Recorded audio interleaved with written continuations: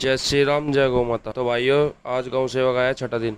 सुबह की प्रक्रिया को लेके चलते हैं हम आगे की ओर। पहले हमने लिया घास। घास लेने के बाद फिर हमें आगे दिखा एक नंदी महाराज, हमने उसे घाट डाला। फिर हमें एक और दिखा नंदी महाराज, हमने उसे भी घाट डाला। हम आगे की ओर चलने के बाद फिर हमें एक और नंदी महाराज दिखा है, फिर हम उसे भी घाट डालते हैं। फिर हमें एक और नंदी महाराज दिखा है, फिर हम उसे भी घाट डालते हैं। आज हमारी सुबह की प्रक्रिया यही खत्म हो जाती है। तुम्हारा भाई नहा धो के हो जाता है रेडी। रेडी होने के बाद फिर मैं आता हूँ अपनी गाड़ी के पास। तो भाइयों, फिर इसमें हम पानी भरते हैं। और भाइयों, वीडियो को ज्यादा शेयर करियो, और जो उस पर आईडी लिख रही है ना, search Mario, like comment subscribe और फॉलो जरूर करियो। ठीक है भाइयों। फिर मैं चल देता हूँ अपने घेर की तरफ।